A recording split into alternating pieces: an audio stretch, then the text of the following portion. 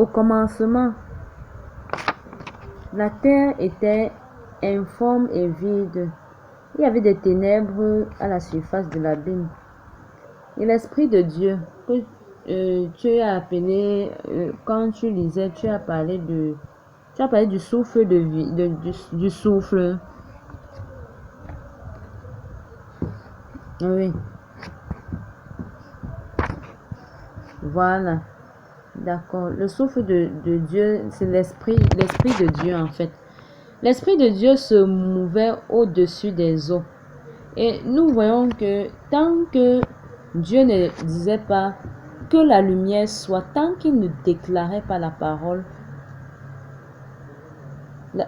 oui, rien ne devait être fait. Et nous voyons comment quand il a dit que la lumière soit, directement la lumière fut. Donc nous voyons que l'Esprit de Dieu ici se mouvait, tout ça se mouvait. Mais tant que Dieu n'avait pas déclaré la parole, rien ne devait être fait. Et cela se justifie par Jean chapitre 1. Nous voyons comment dans Jean chapitre 1, comment est-ce que les choses se sont passées. Nous voyons, la parole de Dieu nous dit dans Jean chapitre 1 que au commencement, vas-y.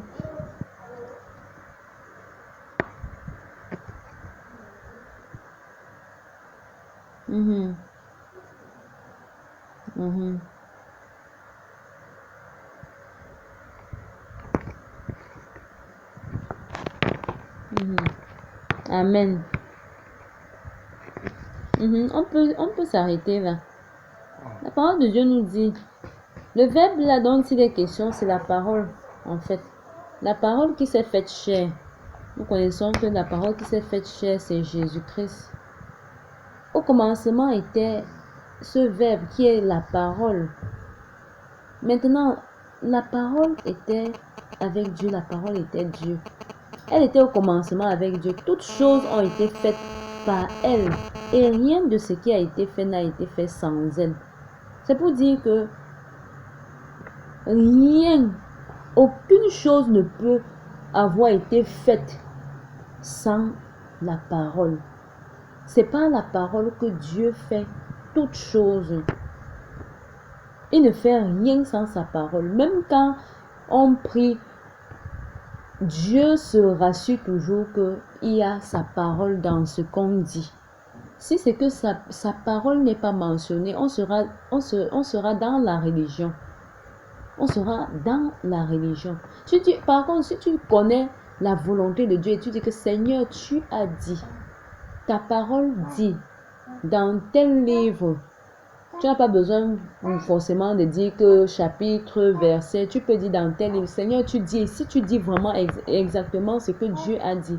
La parole de Dieu dit, Dieu dit dans sa parole qu'il veille sur sa parole pour l'accomplir. Il veille sur sa parole pour l'accomplir. Il dit que ses paroles ne passeront point. Donc ça veut dire, j'étais en train de dire ceci, il y a des situations pour lesquelles on peut prier tout simplement, recommander entre les mains de Dieu, comme ça on voit l'exaucement rapidement. Mais il y a des choses qui ont été faites dans le règne spirituel et que ce n'est que par la parole toujours que on est obligé en fait de découvrir quelles sont ces choses, qu'est-ce qui a été fait.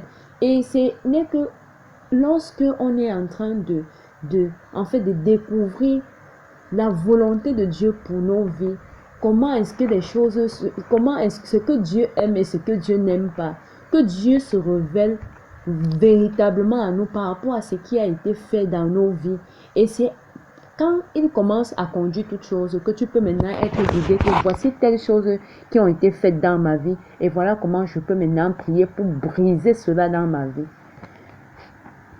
Et ce n'est qu'en faisant comme ça là que tu pourras maintenant entrer pleinement dans ta destinée. Beaucoup de personnes ne vivent pas la vie que normalement Dieu avait prévue pour eux. Pourquoi? Parce que nous connaissons les réalités de ce monde. Nous savons que Satan est là. La parole de Dieu nous fait comprendre que le prince de ce monde a aveuglé l'intelligence et que le malin, que le monde entier est sous la puissance du malin. Pourquoi est-ce que le monde entier est sous la puissance du malin? Est-ce que Dieu, c'est que ce monde l'a dépassé? Non, ce n'est pas que ce monde l'a dépassé. C'est juste que là où il y a le péché et l'iniquité, Dieu n'agit pas. C'est pas pour dire qu'il est impuissant, mais c'est parce que la légalité a été donnée en fait à Satan pour un temps. Mais il y a un temps où tout cela va être, je veux dire, va prendre fin. Le temps où Jésus-Christ reviendra chercher ses élus. Pour le moment, c'est le temps des nations et c'est Satan qui dirige les nations. Nous pouvons voir les dirigeants de ce monde, comment ils dirigent le monde, comment ils oppressent le monde entier. Nous voyons comment les guerres, tout ce qui se passe, l'ONU qui a cherché à maintenir l'ordre, la sécurité internationale. Nous voyons comment elle a échoué.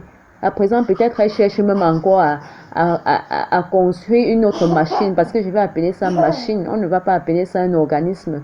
C'est une machine, pourquoi? Parce que en fait, les mêmes États qui disent qu'ils sont là pour promouvoir la paix, pour maintenir l'ordre et la sécurité internationale, ce sont eux-mêmes qui se trouvent en train de combattre, de créer des catastrophes dans le monde entier. Donc nous voyons que tout le monde entier est sous la puissance du malin. Pas parce que le monde a dépassé Dieu, mais c'est parce que en fait c'est le temps des nations, le temps où le diable, la puissance du malin agit. Et étant dans ce monde où c'est la puissance du malin qui agit, le diable est tellement organisé au point où il cherche à étendre le mal de partout. Et il joue également sur l'ignorance de beaucoup de personnes. Il fait croire aux gens que non, nous sommes tous des enfants de Dieu. Il fait croire au préalable que nous sommes tous des enfants de Dieu. Et pourtant, il n'en est pas ainsi. Nous sommes tous des créatures de Dieu. Mais nous ne sommes pas tous des enfants de Dieu. Pourquoi? Parce qu'il y a le péché d'Adam et Ève. Quand nous regardons dans Genèse chapitre 2, nous voyons comment, quand Dieu a créé l'homme, il l'a placé dans le jardin d'Éden. La parole de Dieu nous fait comprendre quelque chose. Nous voyons Adam dans le jardin, placé là-bas pour cultiver et garder le jardin. C'était en fait sa mission, la mission pour laquelle Dieu l'avait placé dans ce jardin, la mission pour laquelle il existait. Ça veut dire que chacun de nous avons une mission ici sur terre. Donc Dieu place l'homme dans le jardin et il lui donne une aide. Évidemment, un homme ne peut pas travailler seul, il a besoin de son aide dans l'œuvre pour glorifier Dieu. Voilà pourquoi il place Ève dans le jardin également pour pouvoir être cette aide auprès de son mari. Mais maintenant, Dieu leur avait donné un commandement qu'ils ne devaient pas violer. Au départ, c'est quand Dieu crée Adam et Ève, ils sont neutres, il n'y a pas de péché en eux. Ils sont vierges, mais n'ayant pas encore la vie éternelle en eux. Je veux dire la vie de Dieu, la nature de Dieu, parce que la vie éternelle, c'est quelque chose de présent, pas quelque chose qu'on va vivre dans l'éternité, parce qu'il y a une vie éternelle qui est la nature de Dieu que nous recevons à la nouvelle naissance. Dieu est incréé. Comme il ne peut pas se créer, il décide de créer l'homme à son image. Mais maintenant, il ne peut que communiquer sa ressemblance. Parce que quand on dit généralement que tel enfant me ressemble, on a souvent l'habitude de dire la ressemblance là c'est avec le physique. Or, quand on parle de ressemblance, c'est le caractère en fait. Maintenant, le physique là c'est l'image, le portrait de quelqu'un. Oh, celui-ci est mon portrait caché, craché. Celui-ci est ma photocopie. Oui, c'est ça en fait normalement le terme qu'on doit souvent utiliser. En fait, Dieu a créé l'homme à son image. Pourquoi? Parce que quand on regarde, l'homme a a une tête, il a une bouche, Dieu également en a. Tout le corps là, Dieu en a aussi. C'est pourquoi on peut dire l'homme a été créé à l'image de Dieu. Mais maintenant, la ressemblance, ce n'était pas un processus que l'homme devait atteindre la ressemblance de Dieu. Parce que Dieu est incréé. Il ne peut pas se créer puisqu'il n'a pas de commencement, il n'a pas de fin. Parce que si on dit que Dieu peut créer sa ressemblance dans une personne, ça veut dire qu'il a déjà un commencement, il a déjà une fin. Comme Dieu est incréé et qu'il n'a pas de commencement, il n'a pas de fin, voilà pourquoi il ne pouvait pas créer la ressemblance et mettre en un homme. Il ne pouvait pas créer sa ressemblance et mettre en un homme. Ce n'était que par un processus qui devait y arriver. L'homme devait arriver à la ressemblance de Dieu. Mais comment faire? C'était au travers de la mise en pratique du commandement qui lui avait été donné. Tu pourras manger de tous les arbres du jardin, mais quant au fruit de l'arbre de la connaissance du bien et du mal, tu n'en mangeras pas. Parce que le jour où tu en mangeras, tu mourras. La mort dont il était question ici, ce n'était pas une mort physique. Parce que la preuve en est, quand ils ont mangé du fruit, ils ne sont pas morts. La mort dont il était question ici, c'était la mort spirituelle. Une mort spirituelle, donc une séparation avec Dieu. Donc Dieu ne pouvait plus être proche de l'homme comme il était avant. Voilà pourquoi la parole de Dieu dit qu'il les a chassés même du jardin. Parce que l'homme ne pouvait plus rester dans le jardin d'Éden. Dieu est tellement saint qu'il ne pouvait plus rester dans la présence de l'homme. Il ne pouvait plus être proche de l'homme. Donc la mort spirituelle dont il était question ici, c'était en fait la séparation avec Dieu. Ça veut dire que tout homme qui naît, même le bébé qui naît aujourd'hui, il est séparé de Dieu. Mais à la différence que si lui, il meurt, il n'est pas coupable devant Dieu. Parce que quand nous regardons même dans les tribunaux, quand nous arrivons au tribunal, dans un tribunal, on ne va jamais voir des enfants là-bas. Et moi, j'ai fait droit par la grâce de Dieu. Le droit s'inspire de la parole de Dieu.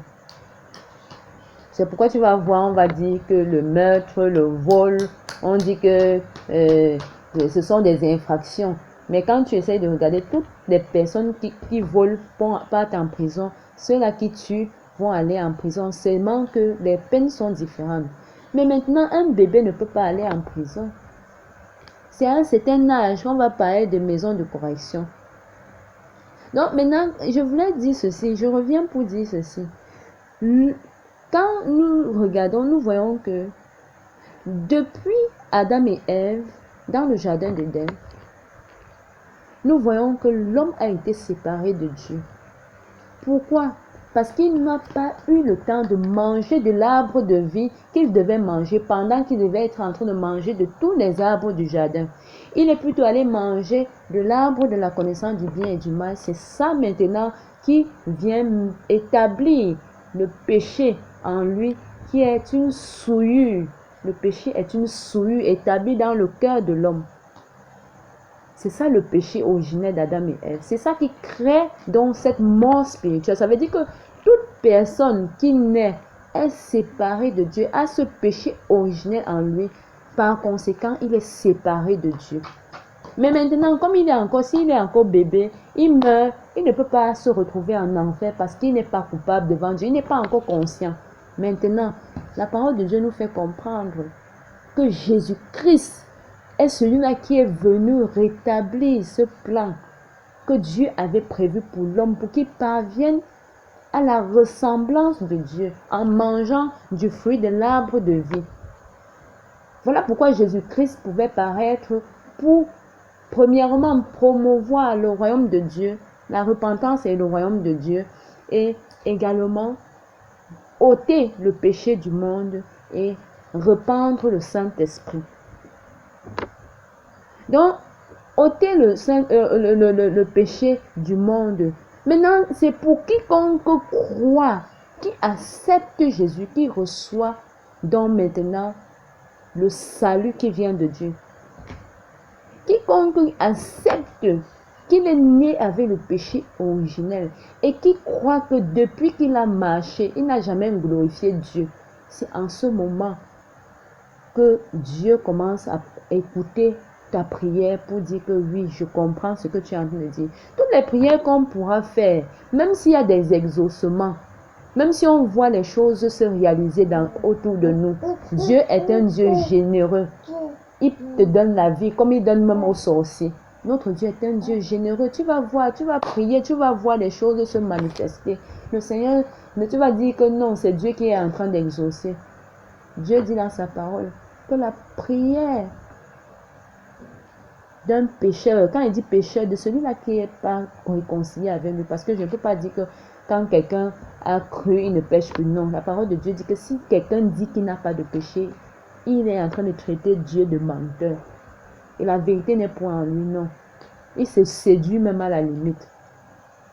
Donc, la parole de Dieu nous fait comprendre que la prière d'un pécheur est une abomination. Celui-là qui est séparé de lui est une abomination à ses oreilles, devant lui. Donc, la réconciliation avec Dieu nous permet en fait de rétablir la communion perdue dans le jardin d'Éden. Et ce n'est que maintenant, en ce moment, quand tu acceptes Jésus-Christ dans ta vie, ce n'est pas en fait une secte, ce n'est pas en fait qu'on te lave le cerveau. C'est juste que tu reconnais que vraiment, je reconnais que le péché originel habite en moi, que j'ai hérité ça depuis Adam et Ève, parce que je suis de sa descendance. Maintenant, Seigneur, viens ôter ce péché par ton sang. Je reconnais que tu es mort, et tu es mort sur la croix et tu es ressuscité pour mon péché. Papa, viens et règne, prends le règne de ma vie, fais de ma vie ce que tu veux qu'elle soit. Et c'est en ce moment maintenant que Dieu te rétablit maintenant dans le plan qu'il avait prévu pour toi. Et c'est maintenant en ce moment que tu peux maintenant découvrir ce que le diable a eu à voler. Parce que chaque personne qui naît ici sur terre, le diable cache, obscurcit la destinée. C'est au fur et à mesure que tu marches dans les voies de Dieu que tu découvres qu'il y a telle chose qu'on a eu à faire dans ta vie. Et c'est pendant que tu es en train de marcher que tu commences à prendre autorité, anéantir. Et le Seigneur te montre beaucoup de choses. Au fur et à mesure, les choses se passent et tu es délivré, délivré, délivré. C'est progressivement. Donc, la délivrance est progressive en fait. On appelle même la délivrance l'affranchissement. Au fur et à mesure que tu reçois, tu médites la parole, tu écoutes les enseignements des ministres établis par Dieu. Le Seigneur commence à t'affranchir. Oh, ta destinée commence maintenant à être bien vue. Tu commences à voir vraiment ce que Dieu avait prévu pour toi et tu entres réellement dans ta destinée. En ce moment, le diable ne peut plus. Donc, quel que soit ce que le diable avait obscurci en ce qui concerne ta destinée, c'est fini. Ça sera, je veux dire, tu seras délivré. Tu seras affranchi complètement. Donc, et c'est quelque chose, c'est un processus en fait, au fur et à mesure.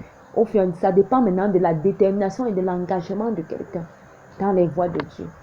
Donc, le point de départ, c'est d'abord au niveau du jardin d'Éden, parlant de la réconciliation avec Dieu. Donc, de reconnaître tout simplement que je suis né avec le péché originel et que à cause de ce péché, j'ai été séparé de Dieu parce que Dieu est saint. Maintenant, en acceptant Jésus-Christ, en le confessant de ta bouche, selon Romains 10 nous dit ceci, que si tu confesses de ta bouche le Seigneur Jésus, je ne sais pas si tu peux lire Romains 10.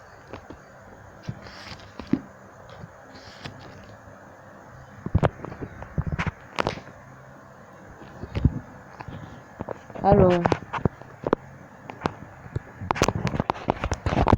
Allô? Allô? Je ne sais pas si tu étais même encore avec moi.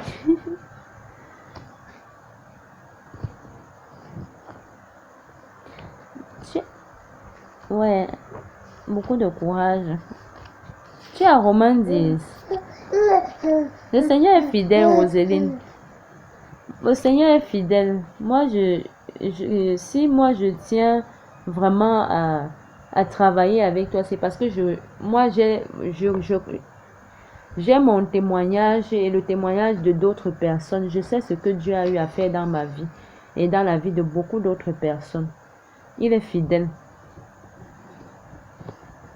Comment? Ah, ah, Romains 10, à partir du verset 9. Verset 9 à 10.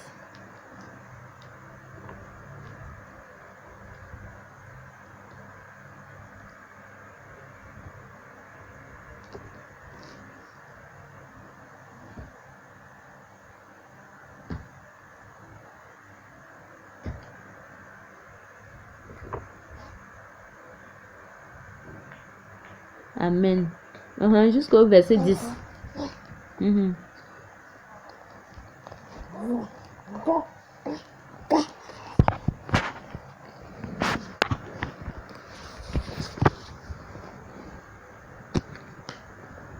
Amen.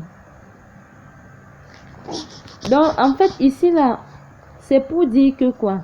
Si tu confesses de ta bouche, si tu crois dans ton cœur, si tu confesses le Seigneur Jésus de ta bouche, et si tu crois dans ton cœur que Dieu l'a ressuscité des morts, tu seras sauvé. Le salut dont il est question ici, c'est la nouvelle naissance, en fait. C'est la nature de Dieu que Dieu te donne quand tu acceptes que tu es né avec le péché originel en toi.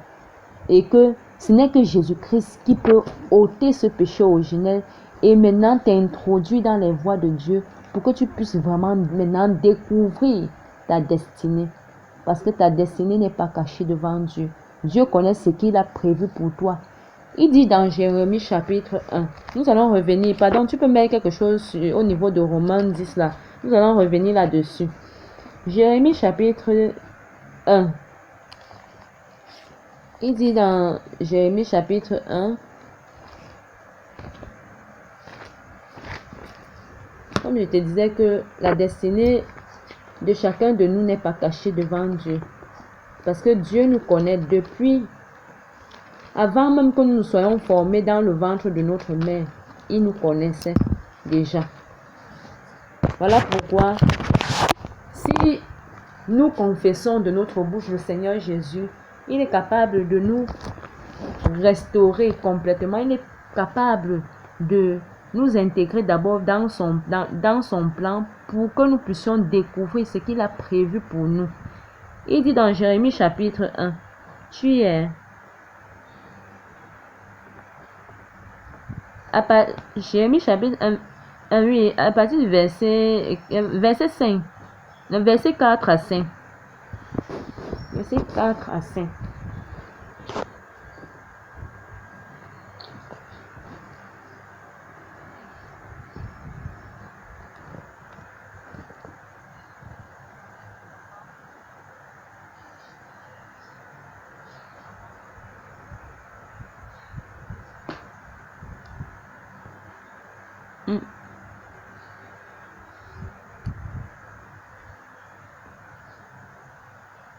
Amen. Donc, en fait, c'est pour te dire que Dieu nous connaît avant même que nous ne soyons formés dans le ventre de notre mère. Il connaissait déjà que Roséline devait être dans le ventre de sa mère. Parce que Dieu connaît toutes choses avant même que nous ne commençons à faire même des projets. Il est déjà au courant parce qu'il est Dieu, il est omniscient. Il est tout puissant. Il connaît toutes choses. Avant même que nous ne commencions à former des projets, il est déjà au courant. Il dit ici, avant que je t'eusse formé dans le ventre de ta mère, je te connaissais. Et avant que tu fusses sorti de son sein, je t'avais consacré, je t'avais établi prophète des nations. C'est pas que quand tu nais, c'est là que Dieu commence à dire que ouais, Roséline va même faire quoi? Il faut que j'essaye de voir ce qu'elle va faire. Non, non, ce n'est pas ça. Avant que tu ne naisses, Dieu connaissait ce que tu devais être. Je dis par rapport à toute ta vie. Il connaissait ce que toi tu devais être. Je ne suis pas en train de dire ce que tu es en train de vivre maintenant, non. Ta situation de maintenant, non. Je dis que notre destinée n'est pas cachée devant Dieu. C'est juste que nous devons découvrir notre destinée. Ce n'est qu'en Jésus-Christ. Ce n'est que lorsque nous sommes réconciliés avec Dieu, lorsque nous acceptons que le péché originel habite en nous et que nous acceptons, nous disons maintenant à Jésus de venir prendre le règne de notre vie et de nous donner de marcher comme il veut. Quand on le fait, il y a quelque chose qui se passe spirituellement. La nouvelle naissance, nous naissons de nouveau. Et cette nouvelle naissance-là, c'est spirituellement. Ce n'est pas qu'on va encore aller naître de nouveau dans le ventre de notre mère. Voilà pourquoi dans Jean chapitre 3, il pouvait dire, Jésus-Christ, il pouvait dire à Nicodème qui était venu de nuit, que si quelqu'un ne naît de nouveau, il ne peut voir le royaume de Dieu. Or, nous connaissons que la marche chrétienne ne se limite pas seulement ici. Nous espérons tous que non. Quand on va mourir, il faut qu'on entre dans le royaume de Dieu. Mais il dit que si quelqu'un est né de nouveau, on ne pourra pas entrer on ne pourra pas voir son royaume. Seulement naître. Ça veut dire que il y a encore, quand tu nais de nouveau, tu dois encore continuer à persévérer dans les voies de Dieu jusqu'à ce que tu arrives, tu entres dans ta destinée. Parce que c'est pour ça. Dieu nous a créés pour qu'on puisse entrer dans notre destinée et qu'on accomplisse notre destinée ici sur terre avant de quitter cette terre. Il n'a pas prévu qu'on doit vivre notre vie, que peut-être les sorciers ou bien on a fait comment, non. Ou bien dans l'ignorance de nos parents, notre destinée a été volée ou bien détournée, non. Il n'a pas prévu ça. Mais maintenant, il y a des gens qu'on va dire que bon, eux alors on va dire comment. Parfois tu vas dire que non, celui-là il est marié, il a des enfants. Mais il y a quelque chose qui lui manque, que le diable a volé, la santé. Le diable non. Il y a des gens, tu vas dire que non. Parfois tu vas dire que non, l'autre a tout, il a tout ça. Mais ça, laisse-moi te dire que nous sommes encore sur terre, ce n'est pas encore fini. Tu connais ce que le diable a prévu faire dans sa vie dans les années qui suivent. Tu ne connais pas. Donc, le diable est tellement rusé que parfois, tu vas voir que non, quelqu'un, il vit bien sa vie. Tu dis que, oh, tu commences à m'envier la personne. Tu dis que, oh, n'est-ce pas, telle personne a réussi. Il a telle chose, il a telle chose, il a telle chose. Tant qu'il n'est pas dans les voies de Dieu, tu ne peux pas dire qu'il a réussi. Attendons voir la suite des temps. C'est la suite des temps qui va déterminer toute chose. Pourquoi? Parce que notre sécurité n'est qu'en Jésus-Christ. En Jésus-Christ, pourquoi? Parce que lorsque nous sommes réconciliés avec Dieu, nous sommes en Jésus-Christ. Donc, je disais, nous allons lire un peu Jean chapitre 3. Jean chapitre 3, on peut lire à partir du verset 1 jusqu'à 5.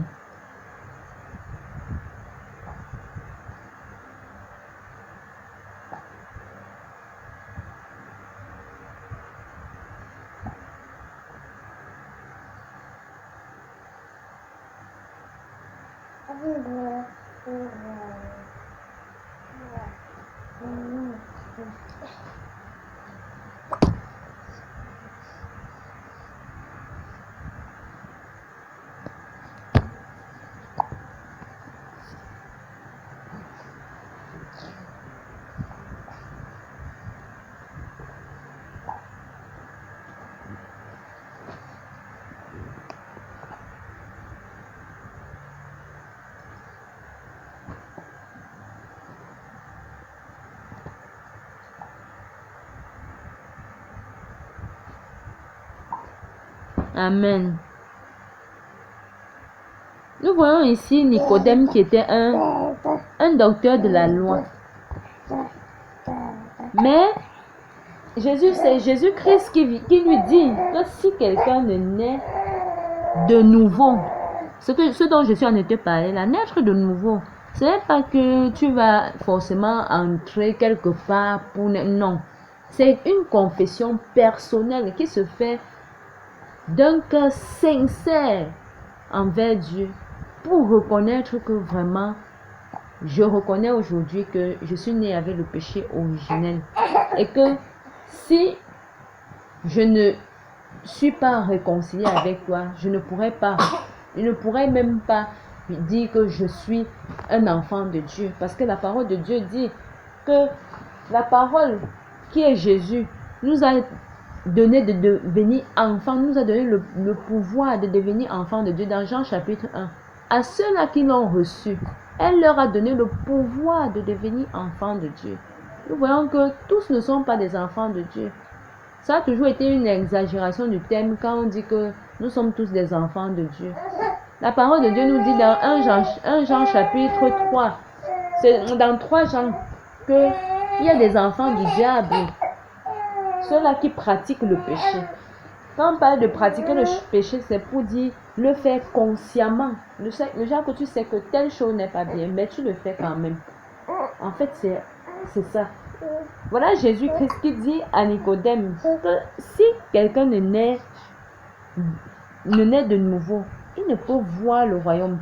Ça veut dire que quoi, quand tu expérimentes la nouvelle naissance, quand tu acceptes quand tu confesses Jésus-Christ de ta bouche, donc quand tu acceptes que le péché originel est en toi et qu'il n'y a que le sang de Jésus-Christ qui peut venir ôter ce péché pour que tu sois réconcilié avec Dieu et inviter maintenant Jésus-Christ pour qu'il vienne régner dans ta vie. Quand tu le fais, la parole de Dieu te fait comprendre que tu nais de nouveau en ce moment-là. Et puisque tu es né de nouveau, en ce moment, tu dois commencer à marcher selon comme Dieu veut, pas selon comme toi tu veux. Selon les voies de Dieu, selon la volonté de Dieu. Ça suppose que quoi? En ce moment, tu commences à méditer la parole, à écouter les enseignements des ministres établis par Dieu et tu commences à mettre en application cela dans ta vie. C'est ça maintenant qui purifie ton âme parce que le péché originel est venu laisser des traces au niveau de ton corps et de ton âme. Parce qu'en fait, l'être humain est fait de 3 dimensions. Le corps, l'âme et l'esprit.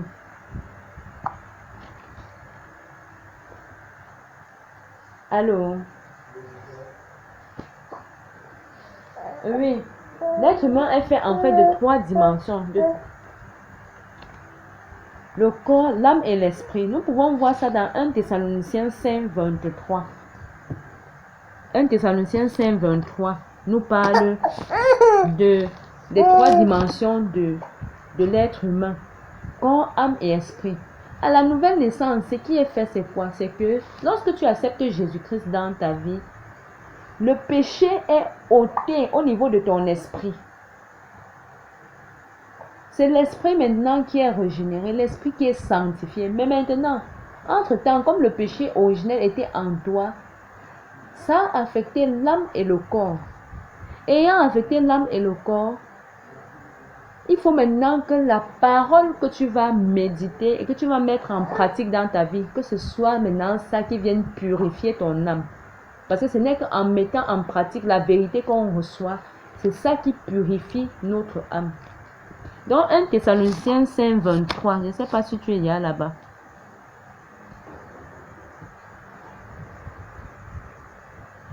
« 1 Thessaloniciens 5, 23. Je lis de mon côté ou bien tu vas lire.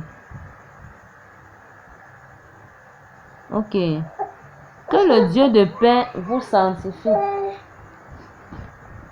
Que le Dieu de paix vous sanctifie lui-même tout entier. Et que tout votre être, l'esprit, l'âme et le corps, soient conservés irrépréhensibles lors de l'avènement de notre Seigneur Jésus-Christ. Amen. C'est juste pour montrer que l'être humain est fait de 3 dimensions. Le corps, l'âme et l'esprit. L'esprit. L'esprit, c'est quoi? On pourra revenir là plus tard pour donner plus d'explications. Je dis, on pourra revenir plus tard si Dieu permet qu'il y ait un autre partage. Je pourrais mieux t'expliquer ce que c'est que l'esprit, l'âme et le corps que nous connaissons très bien. Le corps qui est la partie matérielle. Le corps qui est la partie matérielle en fait. Donc, je disais ceci. Que lorsque nous recevons Jésus-Christ à la nouvelle naissance, ce n'est que notre esprit qui est régénéré. En dehors de l'esprit, il n'y a plus autre chose qui a été régénérée. Voilà pourquoi, lorsque nous acceptons Jésus-Christ dans notre vie, on a besoin de persévérer dans les voies de Dieu, parce que la parole de Dieu nous dit, ce ne sont que ceux-là qui persévéreront jusqu'à la fin qui seront sauvés. Et le salut dont il est question maintenant, et ça c'est entrer dans le royaume, le fait d'avoir conservé le salut qu'on a reçu à la nouvelle naissance. Quand nous revenons dans Jean chapitre 3, Jésus-Christ nous dit que si quelqu'un ne naît d'eau et d'esprit, il ne peut entrer dans le royaume de Dieu. Or, nous connaissons que la marche chrétienne, en fait, notre marche chrétienne, c'est pour entrer dans le royaume. Ce n'est pas pour rien que nous décidons de suivre Jésus. C'est parce que, premièrement, nous sommes sauvés en vue du royaume. Mais maintenant, celui-là qui veut donc entrer dans le royaume, il a donc besoin de naître d'abord de nouveau, premièrement, qui est la première étape, qui est quoi? En fait, la réconciliation avec Dieu, en acceptant que nous sommes pécheurs, qu'on est né avec le péché originel en nous. Et que ce n'est que par Jésus-Christ que ce péché originel peut être ôté. Et c'est en acceptant comme ça qu'on confesse maintenant, comme la parole de Dieu nous dit dans Romains 10 que nous avons lu, que c'est en confessant de la bouche et c'est en croyant du cœur qu'on parvient au salut. En confessant Jésus-Christ et en croyant du cœur qu'on parvient au salut. Donc quand tu crois cela du fond de ton cœur, que oui, ici, là, vraiment, je suis né avec le péché originel, et que tu confesses, la parole de Dieu nous fait comprendre que tu reçois Jésus-Christ dans ta vie, et c'est le salut de Dieu que tu reçois dans ta vie, dans ton cœur. Ce salut-là, c'est quoi? C'est la nature de Dieu. La nature de Dieu, c'est la ressemblance de Dieu, mais c'est en une petite, je vais dire, c'est en une petite proportion. La ressemblance de Dieu que nous recevons à la nouvelle naissance, c'est en une petite proportion. C'est encore embryonnaire. Voilà pourquoi ce n'est qu'en marchant, en persévérant, en mettant en pratique les commandements, en mettant en pratique la parole de Dieu, qu'on va se voir maintenant en train d'être purifié et que cette ressemblance va grandir au fur et à mesure en nous. Et c'est comme ça que on pourra atteindre notre destinée, je vais dire accomplir, on pourra entrer dans notre destinée, on pourra vraiment accomplir ce pourquoi nous existons ici sur terre. On pourra vraiment, je vais dire, jouir de tout ce que Dieu a voulu que nous jouissions ici sur terre. Et maintenant, Dieu permet certaines situations dans nos vies, parce que on peut se poser la question, pourquoi Dieu me permet seulement cette situation à certaines personnes, pas à d'autres? Moi, je vais toujours revenir sur mon témoignage, parce que moi-même, si à un moment donné, je posais la question, Seigneur, pourquoi moi? Pourquoi moi? Aujourd'hui, je comprends ce que Dieu voulait faire dans ma vie. Parce que si je n'avais pas subi tout ce que j'avais subi là, je n'allais jamais répondre à l'appel de Dieu. Je n'allais jamais comprendre que en fait, il y a quelque chose. Ce n'est que en Jésus-Christ que je peux vraiment découvrir, je peux vraiment entrer dans ma destinée. Parce qu'il y a des gens, des personnes que le diable a vraiment signé sur eux comme ça là. Et Dieu permet cela parce qu'il sait que non, il va faire de très grandes choses avec cette personne-là. Et il fait jusqu'à ce que la personne puisse accomplir sa destinée. Pas ce qu'on est en train de vivre en ce moment où on passe par des difficultés, non. Mais ce que Dieu a prévu. Comme on a vu dans Jérémie chapitre 1, il dit que avant que nous ne soyons conçus dans le ventre de notre mère, il nous connaissait déjà. Il connaissait déjà ce que nous devons être. Donc notre destinée n'est pas cachée devant Dieu. Il connaît. Mais le péché et l'iniquité ont fait en sorte que la mort spirituelle est entrée et le diable a eu la légalité. Le diable en fait c'est qui?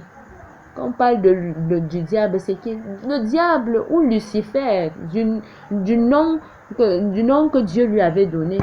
Le diable, en fait, c'était un archange, un fidèle archange de Dieu, mais qui, à cause de l'orgueil, à cause de sa convoitise, il a commencé à convoiter la place de Dieu.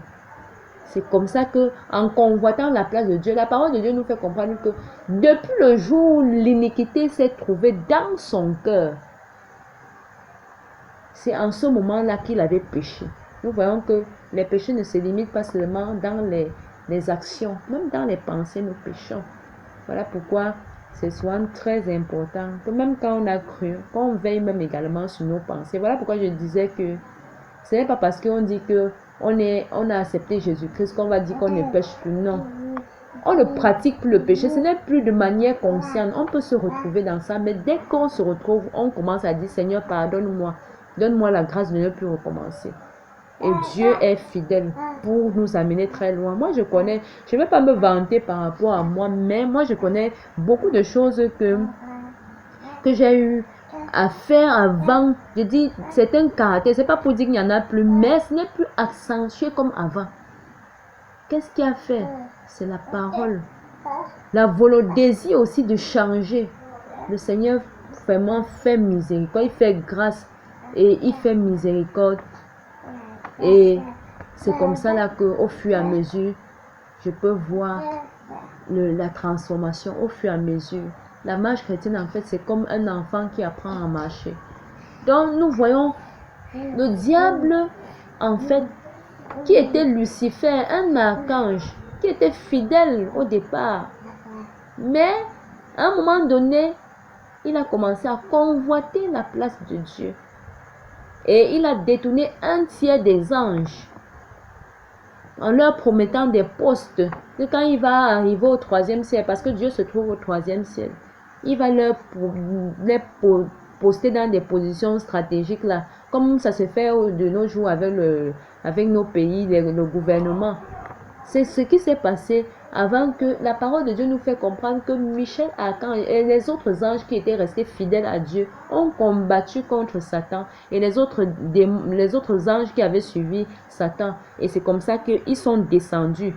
Ils ont été précipités ici sur la terre. Et la parole de Dieu dit que malheur aux habitants de la terre, car le diable est descendu avec une ardente colère, comme un lion rugissant, cherchant qui dévorer.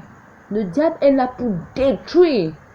Il n'a jamais aimé l'homme. La preuve en est, depuis le jardin d'Éden, il a séduit la femme parce qu'il ne voulait pas que les promesses de Dieu s'accomplissent dans la vie d'Adam et Ève. Mais comme Dieu est tellement bon, il connaissait ce qui devait aussi se passer. Il avait déjà prévu Jésus-Christ qui est l'agneau immolé avant la fondation du monde. C'est pas que quand Adam et Ève ont péché directement, Dieu a commencé à mettre les mains sur la tête que oh, je vais faire comment, voilà, Adam et Ève ont péché, je vais faire comment pour encore. Non. Dieu avait déjà prévu Jésus-Christ qui était l'agneau immolé avant la fondation du monde. Et c'est comme ça que les choses se sont passées jusqu'à ce que Jésus-Christ est venu sur terre. Il a accompli l'œuvre qu'il a effectuée sur la croix. Et de nos jours, nous devons nous réjouir de ce sacrifice, ce grand sacrifice qui a été fait.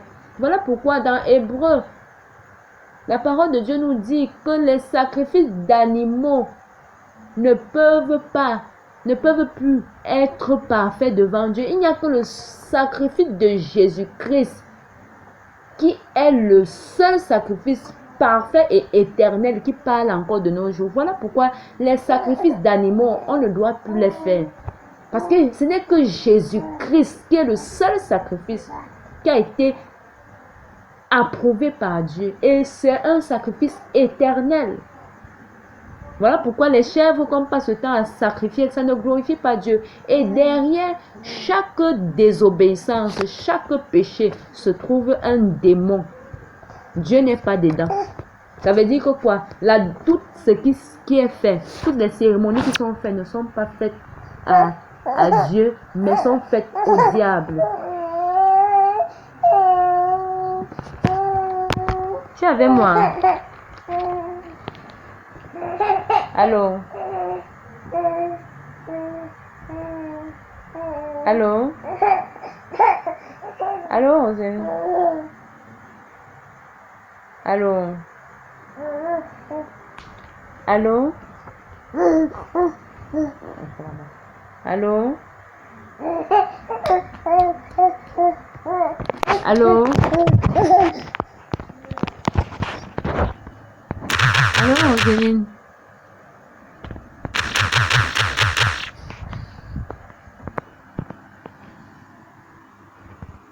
Je vais en fait arrêter à ce niveau et j'aimerais s'il te plaît que tu essaies encore de reméditer tout ce qu'on s'est dit.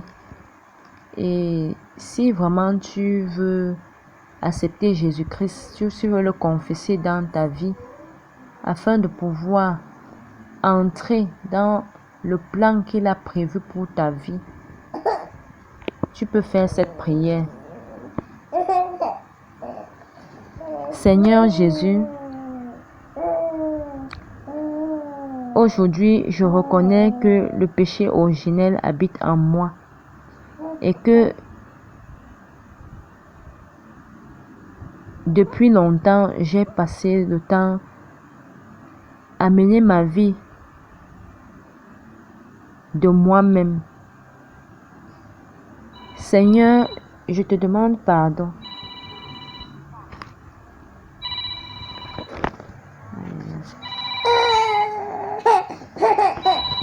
Allô?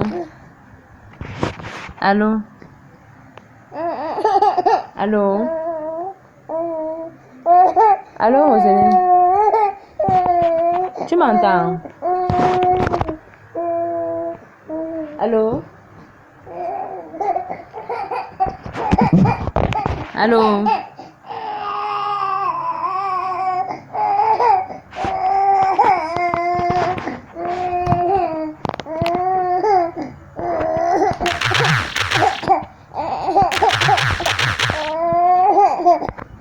Ok, si tu m'entends, j'étais en train de dire que je ne veux pas trop te fatiguer. Tu sais, comme on a beaucoup parlé aujourd'hui, j'ai dit beaucoup de choses et je voulais en fait déjà arrêter. On pourra revenir sur certaines choses, mais je voulais résumer en disant que notre destinée n'est pas cachée devant Dieu. Et il connaît ce qu'il a prévu pour nous. C'est pas pour dire que la vie que peut-être tu es en train de mener actuellement, si c'est ce qu'il a prévu pour toi. Non, je ne suis pas en train de dire ça. Mais comme nous avons lu dans Jérémie chapitre 1, nous avons lu, il disait, avant que Jérémie ne soit formé dans le ventre de sa mère, il le connaissait déjà. Il avait établi prophète des nations. En fait, c'est pour dire que quoi? Dieu connaît en fait ce qu'il a prévu faire avec nous. Mais maintenant, le problème fondamental à ce que nous ne puissions pas découvrir cela, c'est le péché en fait. Le péché qui est un obstacle fondamental à notre à pouvoir découvrir ce que Dieu a prévu faire dans notre vie. Parce que lorsque nous naissons avec le péché originel séparé de Dieu.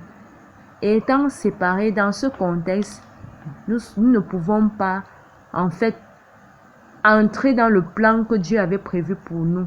Voilà pourquoi l'ennemi peut facilement en fait, je vais dire quand je dis l'ennemi, je parle du diable. Il peut facilement en fait manipuler notre étoile comme il veut. Et je disais ceci. Lorsque nous regardons en fait Adam et Ève ont péché et toute leur descendance avec. Si nous reconnaissons que nous sommes de la descendance d'Adam et Ève, nous devons également comprendre que le péché ne concernait pas seulement Adam et Ève, mais le péché ne concernait pas seulement Adam et Ève. Si nous reconnaissons que le péché, Adam et Ève ont péché et que nous sommes de la descendance d'Adam et Ève, nous devons comprendre que le péché ne concernait pas seulement Adam et Ève, mais que nous-mêmes également nous sommes impliqués. Et il n'y a que la nouvelle naissance qui peut en fait nous donner de pouvoir être réconciliés à nouveau avec Dieu, et Dieu qui va nous introduire dans ses plans. En naissant de nouveau, nous allons être introduits dans le plan que Dieu avait prévu pour nous. Et ce n'est que comme ça que nous pourrons en fait découvrir la destinée qu'il avait prévue pour nous. Donc, comme nous avons lu dans Romains 10, que si tu confesses de ta bouche le Seigneur Jésus, et si tu crois que Dieu l'a ressuscité des morts, tu seras sauvé. En fait, le salut dont il est question ici, c'est la nature de Dieu que Dieu nous donne pour que nous soyons réconciliés avec lui. Et à partir de ce moment, nous intégrons le plan qu'il a prévu pour nous. Nous pouvons maintenant découvrir notre destinée. Donc, en fait, je ne sais pas si tu as déjà pensé, si tu as déjà, avec tout ce qu'on s'est dit, tu as à cœur de confesser Jésus-Christ dans ta vie. Je ne sais pas. Alors. Oui, je te suis. Oui, je dis donc que je ne sais pas si tu as, si tu es prête, je veux dire, à confesser Jésus-Christ dans ta vie et qu'il puisse t'intégrer dans le plan qu'il a prévu pour ta vie, et afin que tu puisses vraiment découvrir cette destinée qui n'est pas cachée devant lui. Si vraiment tu le veux, si tu veux confesser, on pourra faire la prière ensemble sur la base de Romains 10.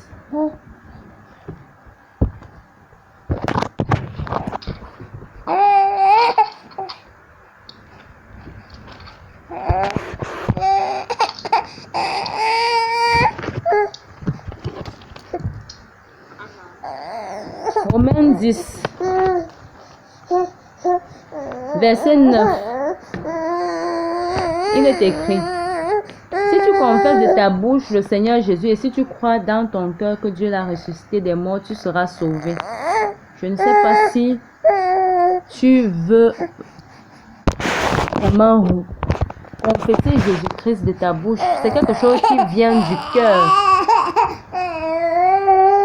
pas du bout des lèvres. Quelque chose que tu crois que tu es né avec le péché originel et qui t'empêche de vraiment entrer dans le plan que Dieu a prévu pour ta vie. Je ne sais pas si... Eh bien...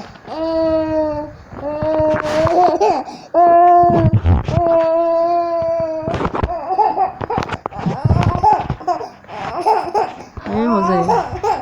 Je t'écoute.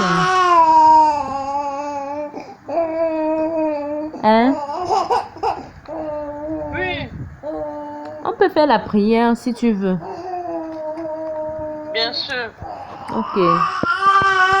Un instant, s'il te plaît.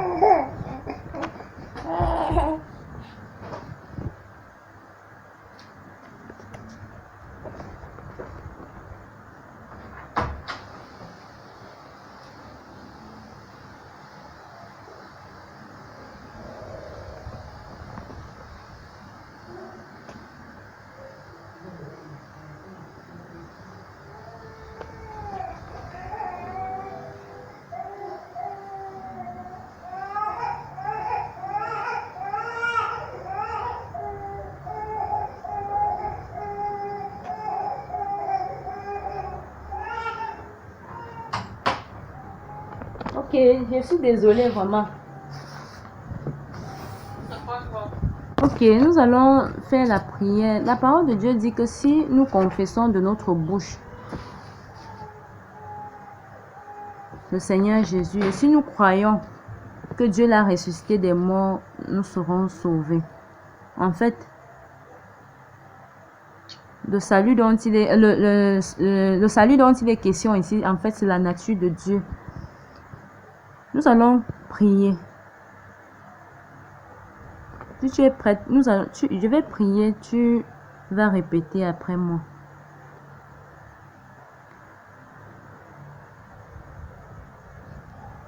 On peut commencer. Oui, oui. Seigneur Dieu, Seigneur, je crois que Jésus est ton Fils. je crois que Jésus est mon Fils. Qu'il est mort et ressuscité pour moi. Il est mort et ressuscité pour moi. Je viens à toi Je viens à toi afin que tu pardonnes tous mes péchés. afin que tu pardonnes tous mes péchés. Je m'abandonne à toi. Je m'abandonne à toi. Fais de moi ce que tu veux. Fais de moi ce que tu veux. Aide-moi à demeurer dans la foi au nom de Jésus-Christ. Aide-moi à demeurer dans la foi au nom de Jésus. Amen. Amen. Si tu l'as fait sincèrement du fond de ton cœur, tu viens d'expérimenter la nouvelle naissance. Et la parole de Dieu,